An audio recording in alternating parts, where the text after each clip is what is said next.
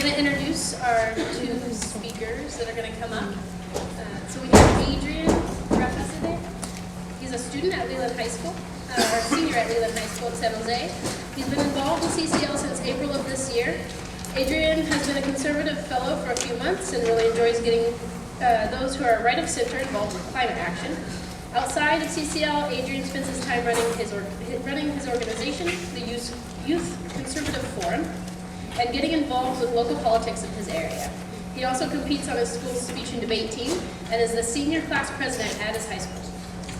We also have Alejandra Salazar, who is currently a freshman at Stanford University.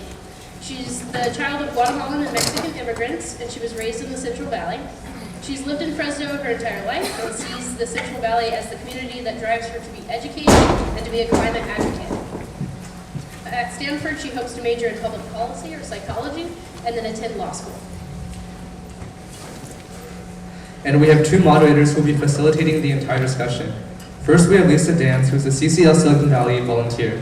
Lisa spends her days writing software for companies that are contributing to the technological solutions to climate change, and spends her nights and weekends volunteering with organizations that are working toward the political solutions to climate change and environmental racism. She's been with the CCL since 2014 and has been a member of 4 chapters. She's also co-led a chapter and facilitates the monthly calls of the CCL Climate and Environmental Justice Action Team. The second moderator is Sophia Chung, who's also a CCL volunteer. She's a junior at Doherty Valley High School in San Ramon, California, and the leader of the CCL NorCal Youth Action Team. One of her priorities is increasing a climate awareness and action amongst the younger generation. Thus, she is currently working on passing a resolution to her school board and creating a CCL school club. Outside of CCL, she chases her passion for computer science. Please welcome the 4 youth up to the stage.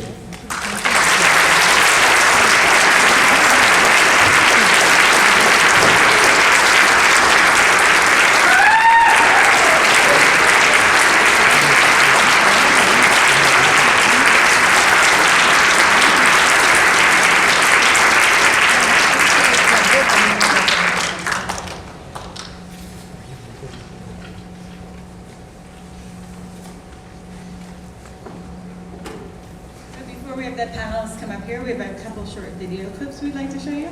So they'll be on stage shortly. Here's the videos. I'm a high school student from California. I'm also a conservative climate outreach fellow with CCL. And today I'll just tell you guys about lobbying experience. Let's go.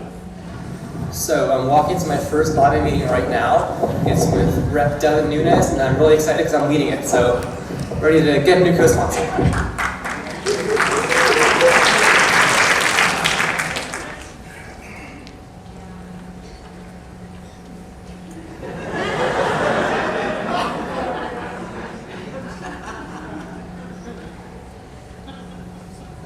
So I just finished my first 2 meetings and I have a quick break. So if you guys have any questions about what it's like to be a young person or a conservative in CCL, just put it down below and I'll answer it.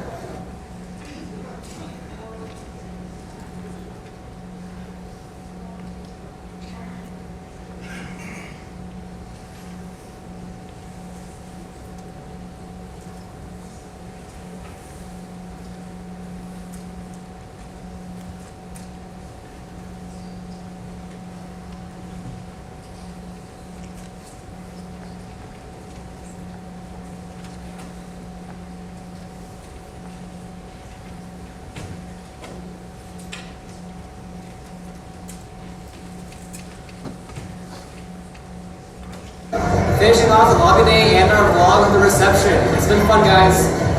What's up, sir?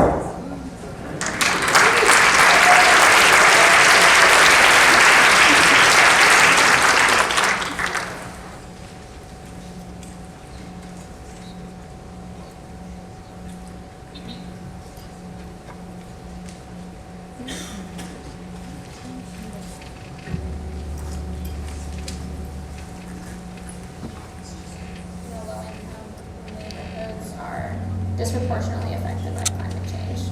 A lot of the community here do work in the field, especially the Latino community. The labor is intensive, and you're in direct sun. But I think because because so much of the immigrant community of the Central Valley works in the fields. They see it every day and they see the changes. You know, over 70% of Latinos are not approached by environmental organizations. Education is always a really good way to make change, and I think that's definitely the case for just environmental awareness. I really needed an outlet where I felt like I was really making an impact and really contributing, and when I found CCL, it was exactly that. Being a millennial, you see so many things online about climate change, and you just want to do something. And CCL has really allowed me to do something productive. You know, I can actually say, you know, I do this, and I'm doing my part.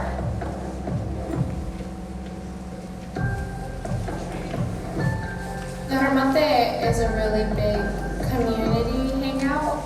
And families just love to spend their weekends here and shop for fruit, you know, have some fun.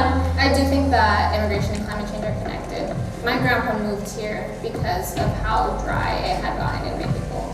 The crops are dying off. The weather isn't sustaining them like they used to, and so people come here growing up wanting to be politically involved, but being a little bit quiet about it. I was able to just observe the conversation, both on the conservative and liberal spectrum. You're trying to understand the other person, and compassion plays a part in that desire for communication and that desire to be understood. When I was 14, I started learning American Sign Language. I started it because both my parents are severely hard of hearing. You know, it was just really interesting to see that communication be nonverbal.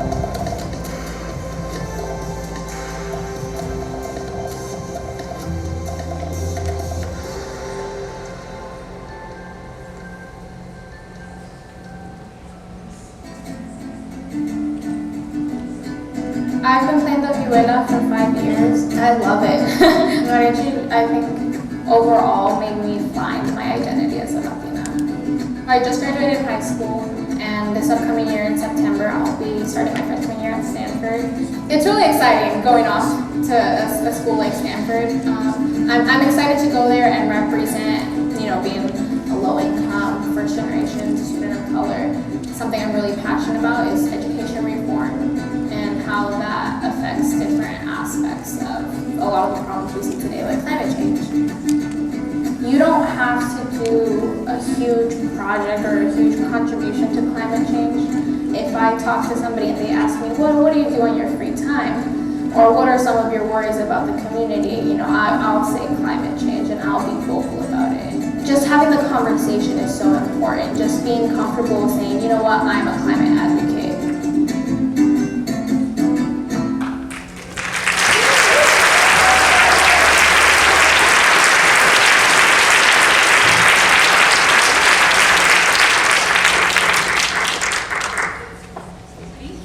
Welcome our panelists and moderators to the stage.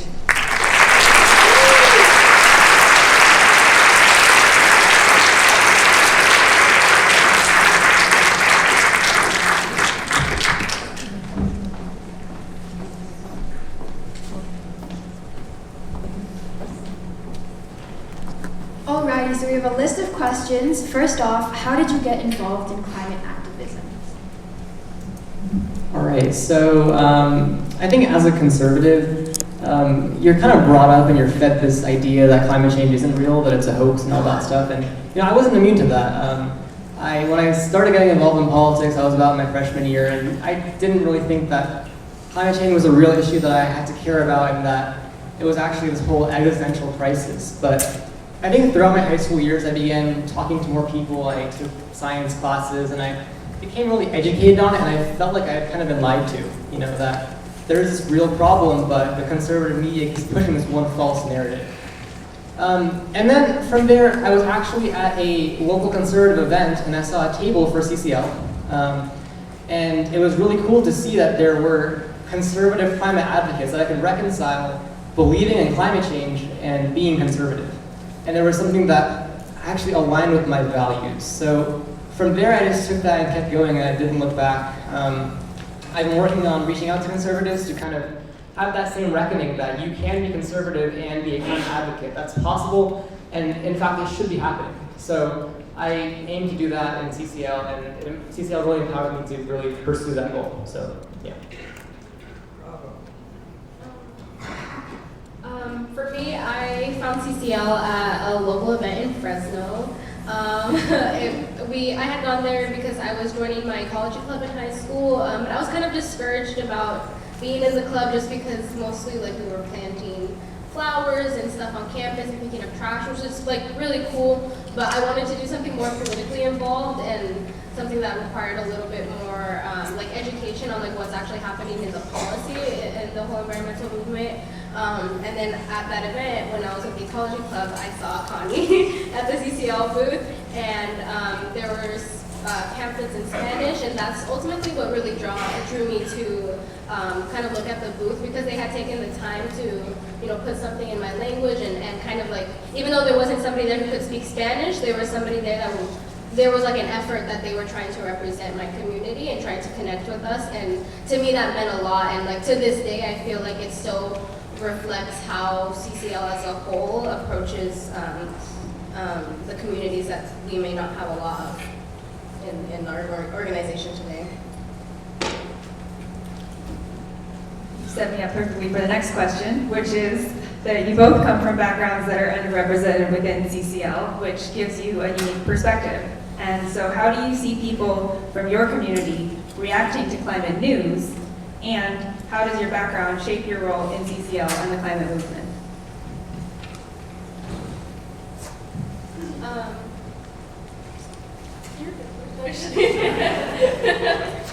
Yeah. Okay. I think the Latino community as a whole, and people as a whole, just see that, if the environment is changing, the climate is changing, they see the effects, but more so in the Central Valley, since so much of the Latino community does work in the fields, even though I have family members who work in the field, they can't write or read, but they sure as hell know what's happening to our climate, because they have to go to the field every day to work, and they see that effect, and it affects their health as well. So they may not be able to articulate that or lobby to Congress, but they know that it's happening. But kind of like how I talked in the video, a lot of Latinos just aren't approached to it, and a lot of Latinos kind of fear standing up to anything in government, just because, fear of deportation, fear of a multitude of things. But I think the general consensus that I found in the Latino community is not that it's not a problem, more so there is more of a political focus on immigration and on DACA as opposed to the environment. I think my experience is probably the exact opposite, that conservatives can read, can write, but don't know what's happening. That's like a really big issue.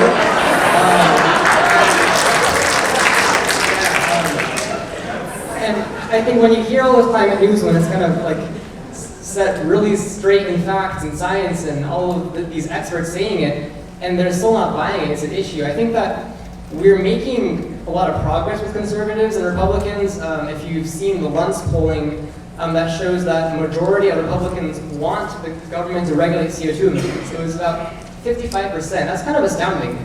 And that's good that we're making that progress, but that still leaves 45% who don't want the government to intervene in regulating our CO2, and that's obviously an issue.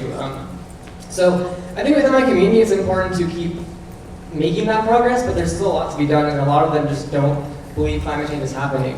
To the second part of that question, being in CCL, I think being conservative allows me to understand where they're coming from, because I'm someone who believes in fiscal responsibility and things like that, and I think the root cause of conservative denialism is that they think that any kind of climate solution immediately involves like socialism, economic destruction, things like that, when in reality it doesn't have to. So I think being a conservative gives me that kind of approach that I understand how they feel, and I show them that, okay, through carbon fee and dividend, we can protect our environment while still having a safeguard in our economy. So. Okay, next question. As youth who started volunteering with CCL and decided to remain active in the organization, have you experienced any specific hurdles? All right, I think I haven't really experienced any hurdles, but kind of the opposite.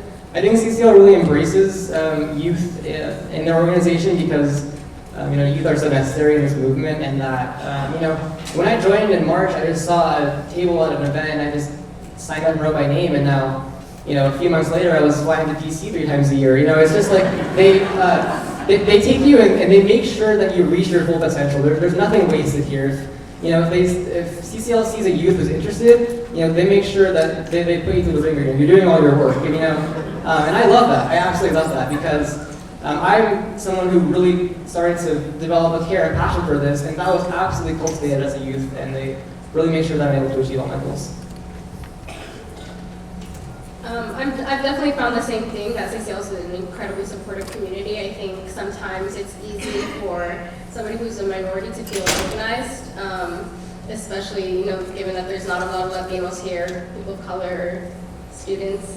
But like CCL does the opposite of what I would have assumed an organization that looks like this would do. It does. Personally, I have experienced some hurdles, just, some that like CCL really can't avoid, like being a dedicated student. It's difficult to balance all of my work and still feeling like I'm doing enough within CCL. And then, financially, it would normally be a hurdle to like even come here or pay for the conference or pay to be able to go to DC, but because of the travel ship and because of the support of so many people, it's not a hurdle that normally, especially going to Stanford now, money is a hurdle sometimes, but it never has felt like one year when I expected it to be one. Since I started CCL when I was like 16, it was difficult being young and not seeing a lot of people who looked like me or spoke like me.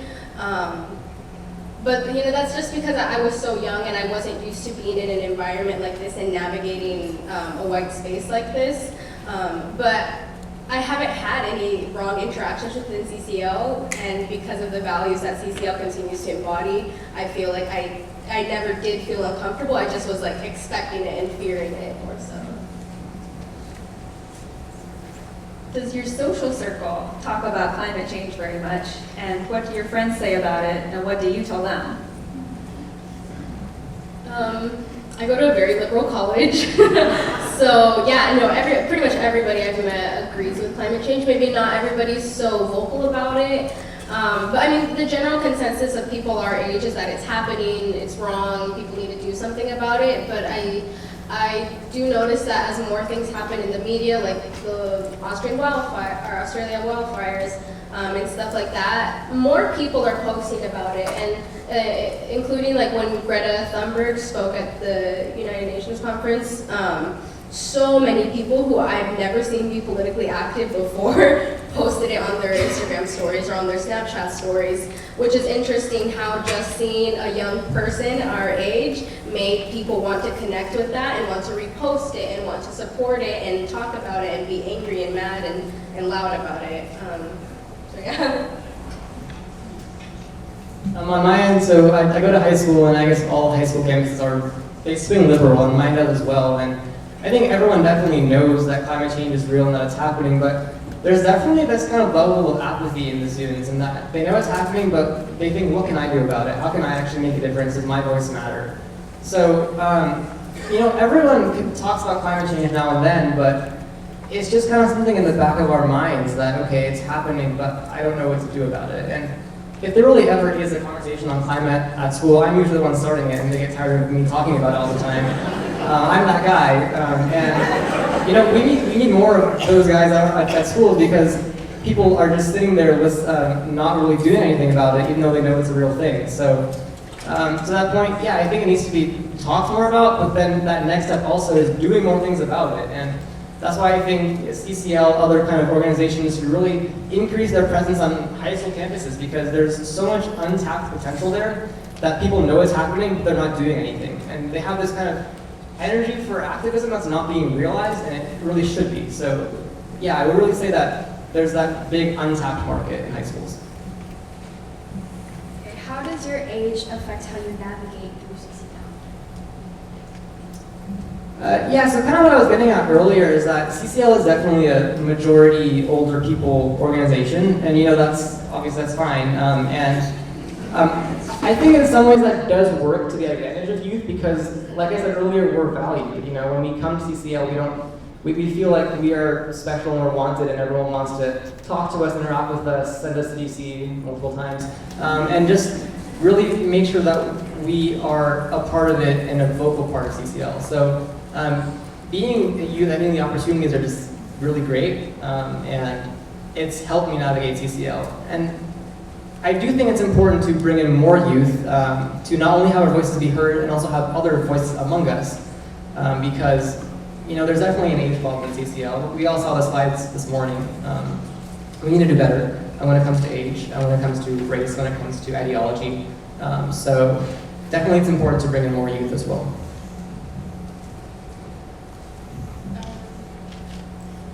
Okay.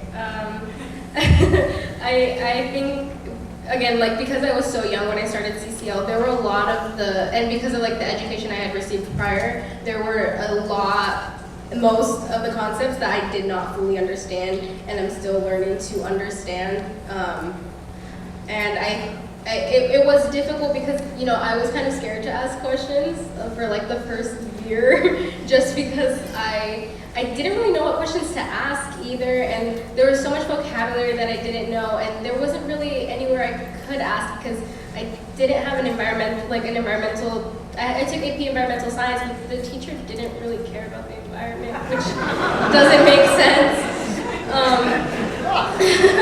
So I had a lot of unanswered questions, but as I get older and like the content has been like easier to process, it's easier, but I can definitely see why it was such a deterrent when I was younger, and why it can be to young CCL members. I mean, even just explaining the bill and like the entire concept of a carbon fee is difficult to understand, to explain to somebody who's in high school or maybe even younger than that, who is barely dipping their toes into what politics means now.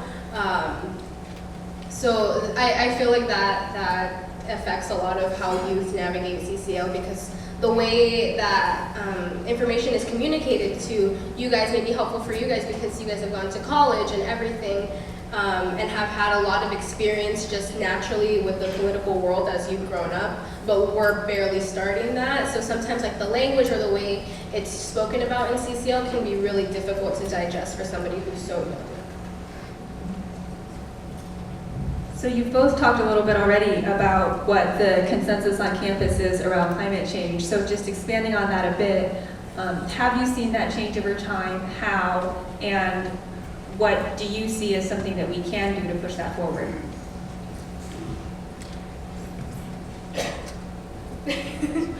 A little bit, yeah. You want to talk about the campus consensus on climate change? Yeah, I mean, like I said before, most of Stanford agrees with climate change. I guess like if I refer back to like my high school, a lot of it was like the disengagement, just not really focusing on the environment, not really having that be one of the priorities, and then on top of that, like you still have to be a student.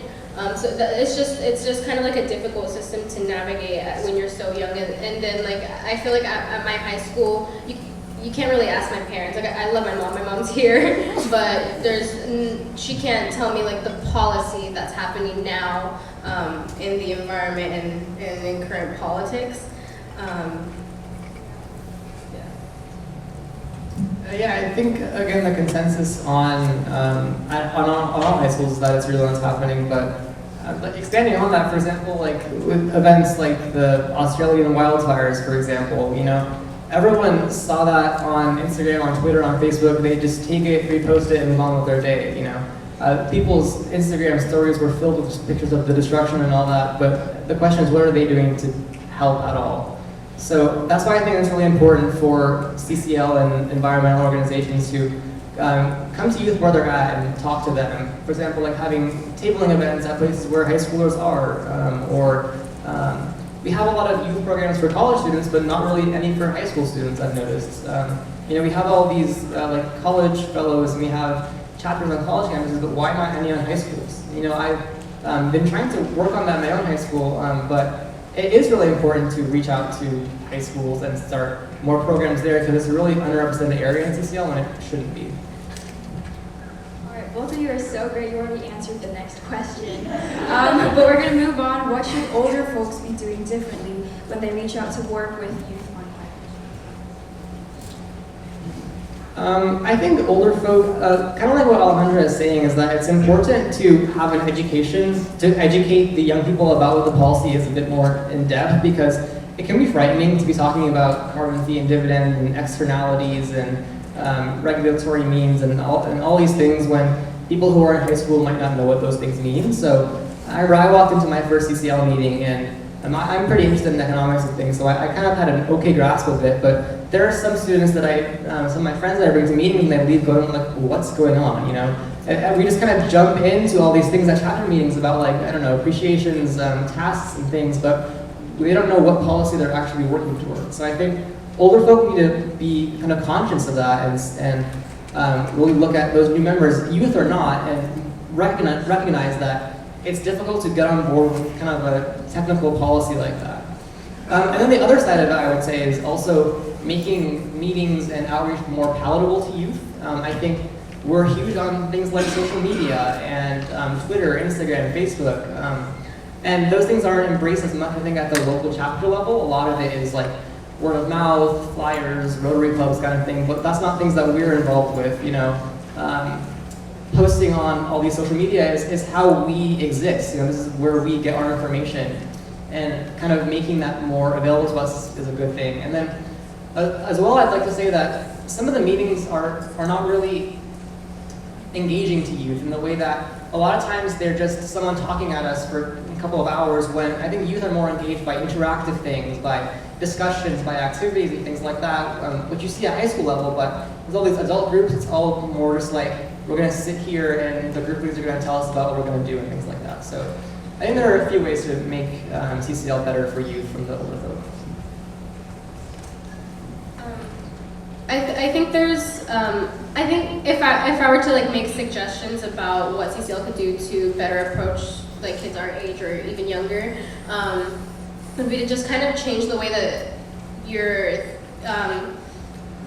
sending a message, like say like the weekly calls or something like that, or the pamphlets you have online. There's just like, when you see data and you see a lot of things that you just don't understand, it's really difficult to want to keep reading it when it's something you're also doing in your free time.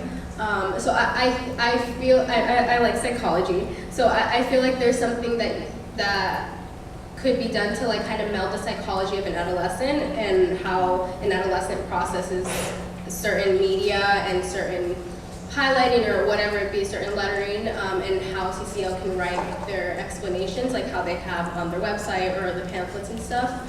Because I think that makes a big shift, because I mean, I see the flyers that they post at school, and they make a big deal about what to put on there and what to not, because they know you're gonna look at it for 3 seconds, and in those 3 seconds, you're gonna decide, am I interested or am I not?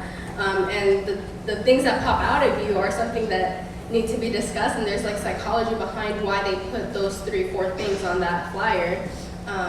So I think maybe like further studying that would be helpful, and kind of like how Adrian was saying earlier of like honing in on like the high school market. Sounds weird, but I just feel like a lot of students are turned off to like being involved in politics, but at the same time, there are a lot of eager students who want to be part of an organization that can well represent them in the college application process. I mean, they're not to say that CCL is being outlawed just to help them get into college, because obviously the amount of time we take out of our school and our lives is because we also love it. So I don't think it's really a worry about them taking advantage of CCL, but more so highlighting what this can mean in your college application for high school students, how it can, I mean, for me, it depicted me as, you know, I was young, and I started as a volunteer, and then I went all the way to Capitol Hill in like the span of a year or so. You know, that type of development is something that colleges found appealing, and the college that I got into found appealing, I think, about me, and I think it spoke a lot about the character of a high school student. And whereas, like, I feel like sometimes a college student is just so busy. I feel so busy compared to high school, whereas like in high school, I wanted to do things. I had more of a goal set mentality, but there's like this, in college I found that there's, and my peers and I also experienced like kind of this curve where we're like, well, we did so much in high school, and now I'm in college and I'm exhausted being in 3 classes. you know? So kind of, not to say less focus on the college students, but I think high school students are a really viable option to who would want to be in CCL and who would do really, really well in CCL. I mean, I started so young and I'm still doing it, and I feel like that's something that Adrian will feel the same way about, like as he moves on into college, and other students can as well. So it's more like creating, it's also kind of like mentorship, because I found with CCL Fresno, like the majority of the members that I know in CCL Fresno, I see them as my mentors. You know, going into college, writing letter of recommendations. And I also kind of see them as like people who taught me a lot of how to be an adult, and I think that's a really healthy way to kind of facilitate approaching high school students and youth. Thank you for that. That's great ideas to take forward. What gives you hope? This, I mean, it gives me hope to see everybody here. It gives me hope to see more students, to see more people of color. I really appreciate it when CCL, or people in general, highlight more people of color in the environmental movement, because I think a lot of the time people of color just feel kind of left out of a lot of political topics. Like when people were talking about Greta Thunberg, definitely applaud Greta Thunberg, but there was also like a young Native girl who was talking about the same things, and also like kind of giving attention to that, and you know, seeing that people have that desire to want to be inclusive and to want to make a holistic representation, not only within CCL but as a whole, I think is a really key part of moving forward in the environmental movement.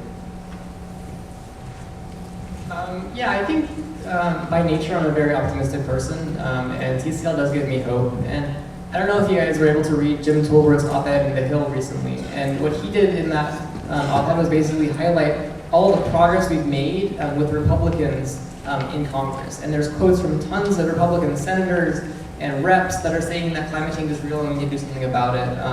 Even House Minority Leader Kevin McCarthy said that we're going to put forward some Republican climate plans. So what gives me hope is the progress we're making. The Lunch poll that says that 75% of GOP under 40 wants carbon dividends.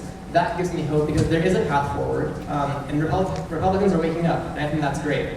And CCL really empowers that and makes sure that we continue that awakening, just like I had, to really become aware of climate change and the threats that are happening. And to the point where you're seeing Kevin McCarthy and Mitt Romney and Matt Gaetz and all these people start talking about climate, that's really encouraging. And I really think that 2020 is going to be a pivotal year in climate legislation, and I can really see Republicans getting on board, and that gives me a lot of hope. Now it's your turn. We have audience questions, and we have some mic runners. Do mic runners need these mics, or you guys need to keep at least one?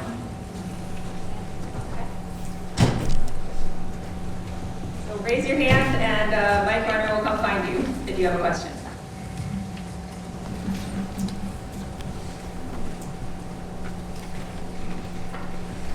Hi, thanks for everything you've said so far. It's been really informative and inspiring, I think, to everyone.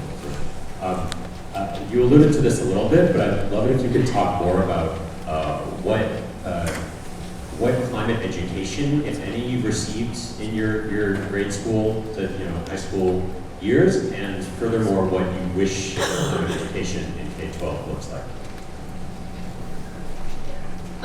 Yeah, so like I said, I didn't really feel like my AP environmental teacher really cared about the environment. She was more focused on just retiring, because she retired like the next year. Which, I mean, I understand being a teacher is incredibly difficult, but at the same time, I find a lot in the high school that I went to, which was, majority Latino, majority low-income students, that they really give up on us a lot easier than they do other students. I mean, our school has a really hard time even finding substitutes because the substitutes are scared to come to our school.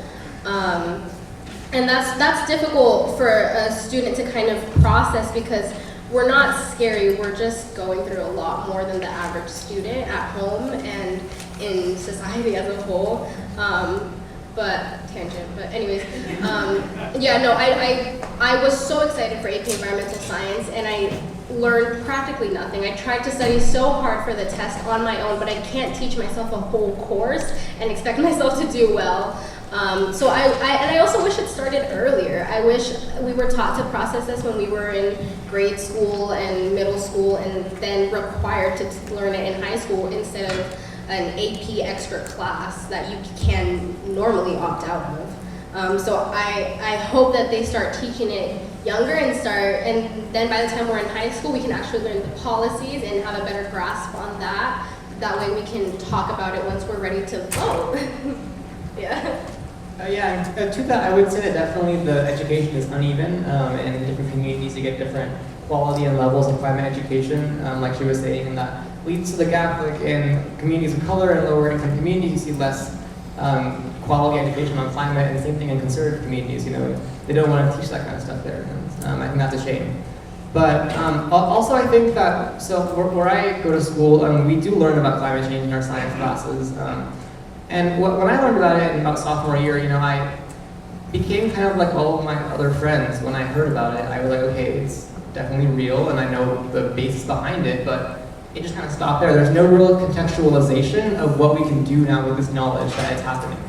And the way I was able to get that was through competitive debate. You know, a lot of times we would have topics that pertain to climate change where we'd have to consider climate policies and things like that that contextualizes, okay, you know this thing about climate, now what do you do with it?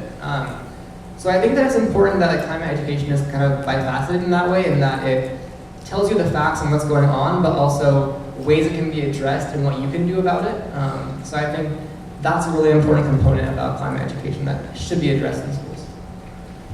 One more thing, to add on that, what I wish they would teach us more about, because there are so many people of color and so many Latinos, one of our biggest worries is immigration. So like meld what environmental change or what like climate change means for immigration.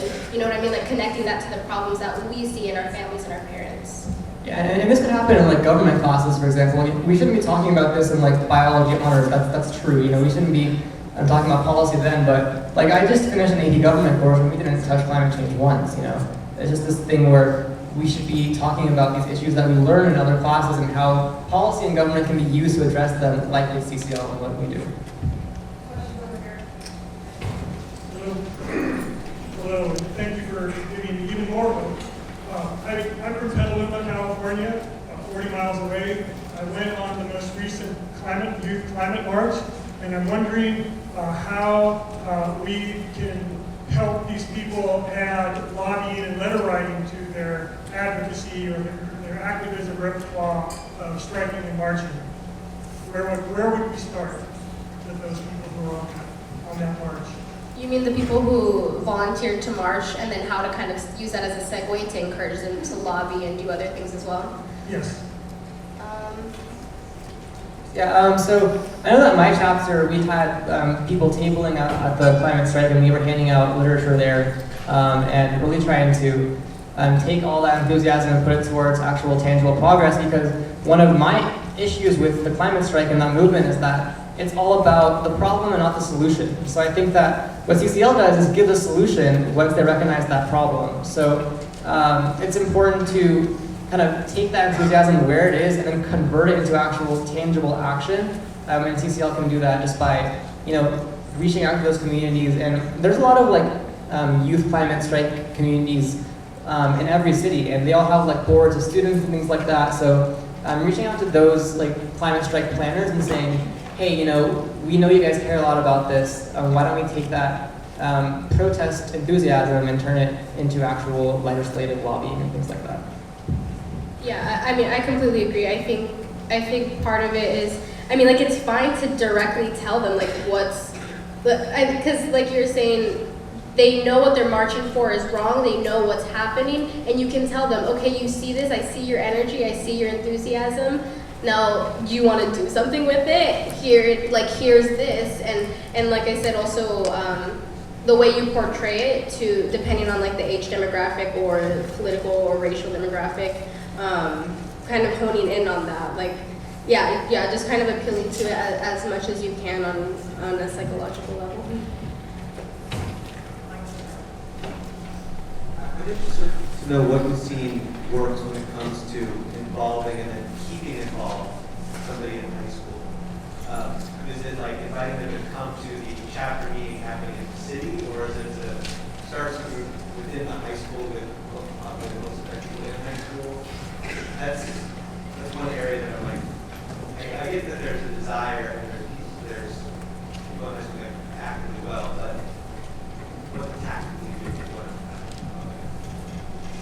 to Personally, I feel I love that there are so many chapters on campus, but I feel like sometimes it can be more of a hassle to just keep the club going because of the technicalities of even having a club on a campus. So I think the unique experience that I had in CCL with experiencing like mentorships or with the members is part of what kept me with CCL too. Just that type of encouragement from other people who weren't like me, learning from people who weren't like me.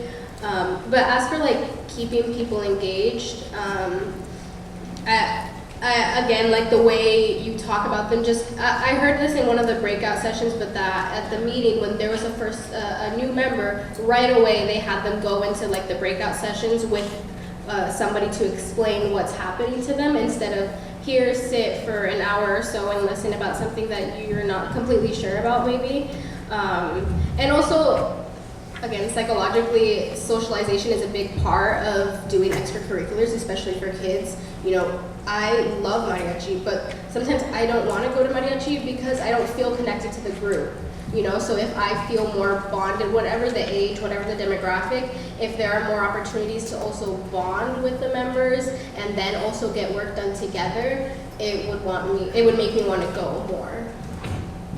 Yeah, I would second that, the idea that it's important to make youth feel comfortable at your meetings. So I think if you have any youth that are currently in your organization, I think having them reach out to new young people. Like for example, just this month we had a new young person contact one of our group leads. And the group lead contacted me and said, hey, can you get in touch with this young person and interact with her and make her feel comfortable here? And I think with any kind of diversity that CCL pursues, we need to make sure that those new diverse people that are coming in, they feel like they are at home. So if it's a new young person, if it's a new conservative, if it's a new person of color, we need to make sure that they feel comfortable in CCL by really pairing them up with people that are similar to them so they don't feel isolated or alienated in CCL. So I think with youth, that's really important, that aspect of feeling like you're not alone in this and that you're not just in this room full of adults and you don't know what's going on. And that's important.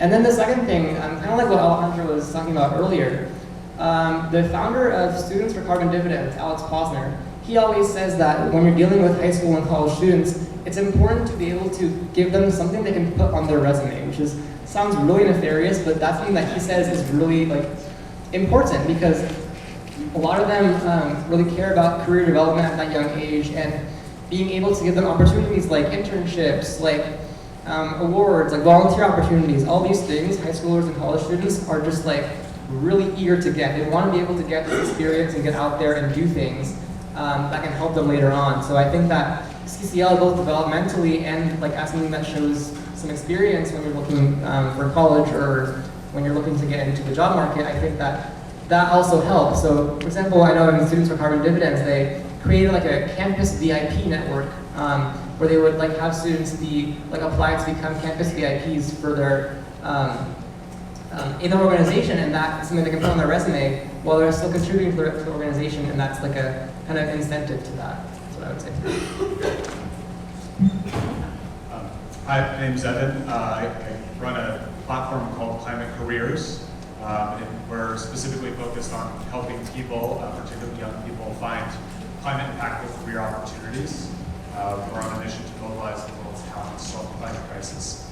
And I'm curious to hear from your perspective as young people, if you're seeing a real trend of young people looking to align their career with opportunities where they can have a real climate impact, and what are the biggest barriers for helping those young people uncover those opportunities?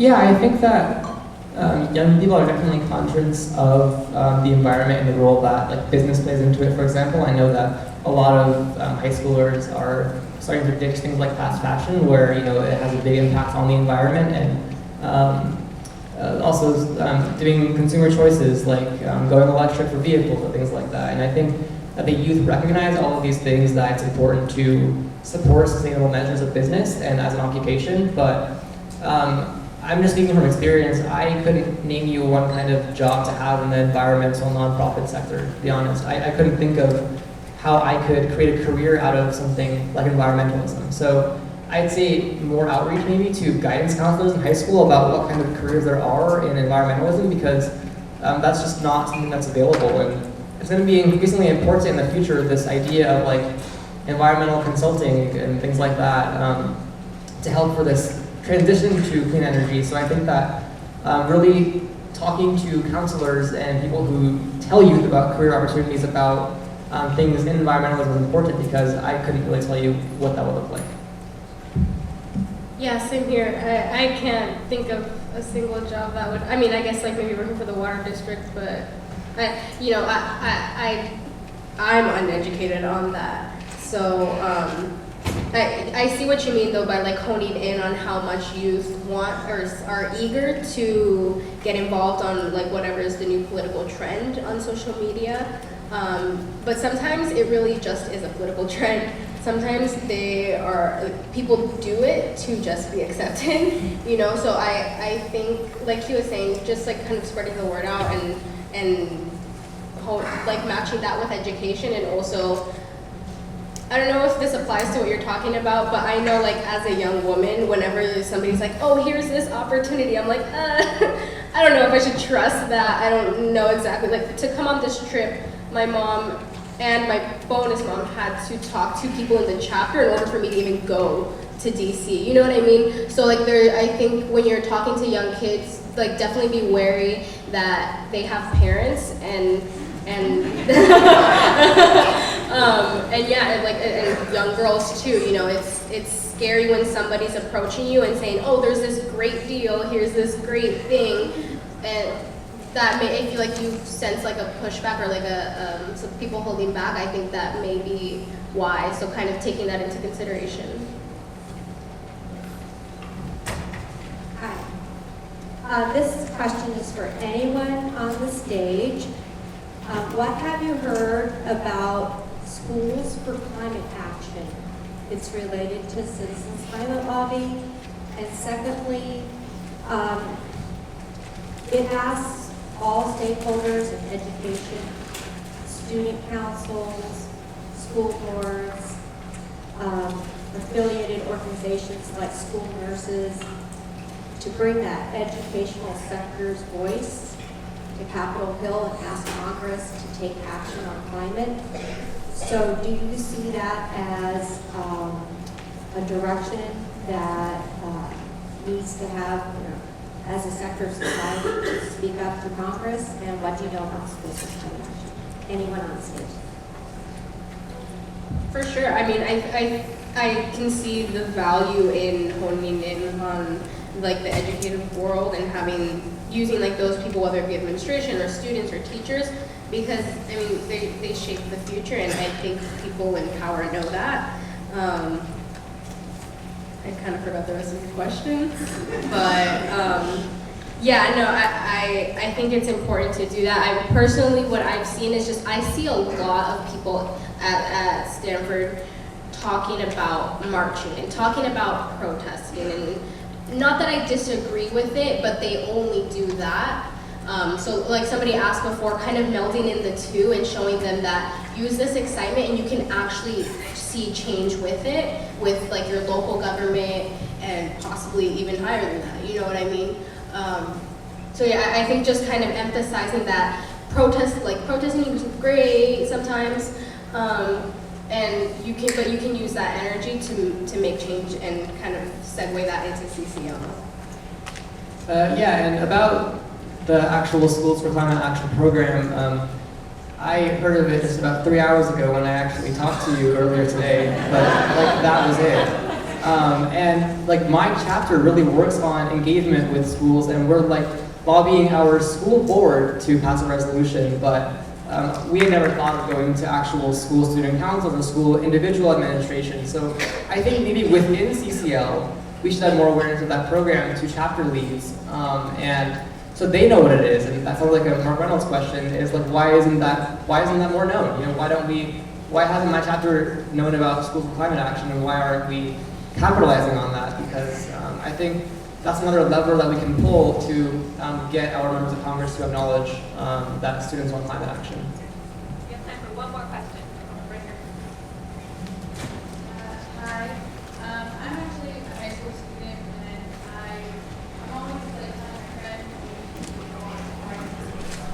I'm always telling my friends I want them to be more environmentally aware and do things to engage and support the cause, but everyone's like, oh, I'm too busy, I'm like preparing for college after all these things, so how can I get them to engage more in it also, and like make time?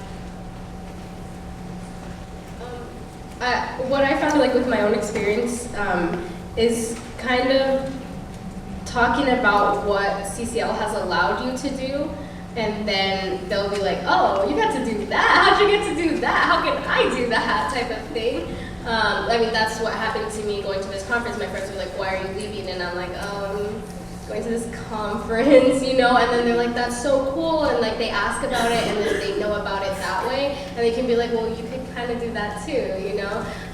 And also like I think posting it like on your story and stuff is like pretty helpful, because like then people ask questions, and that changes how your friends and your peers see you, because then they see on a Saturday you're here at this conference for the whole, you could do a lot of things on this 3-day weekend, and you chose to come here, and your friends will see the power of that more so than like following their local page about CCL already. Then they see you actually doing it, and they see where that's gotten you. So you kind of start setting an example of what you're doing, and then where that takes you, and then people kind of take interest in it that way too.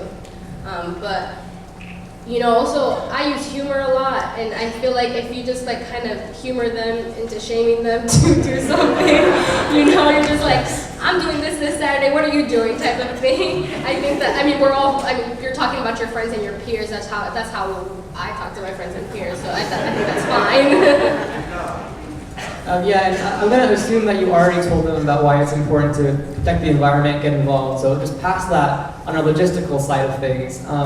I think one of the big barriers for us is that, so I live in the south area of San Jose, and it's about a 20-minute drive to downtown, and our closest chapter is in downtown. And if you want to go to these meetings, you have to have the drive, literally, okay, to go 20 minutes to your chapter meeting every month and take out like maybe 3-4 hours of your Tuesday to go to this chapter meeting that you could be spending on other things. So I think, again, a big portion of that is getting CCL on high school campuses to bring it closer to the students, because a lot of them don't have the resources, the time to go out of their way to go to these meetings.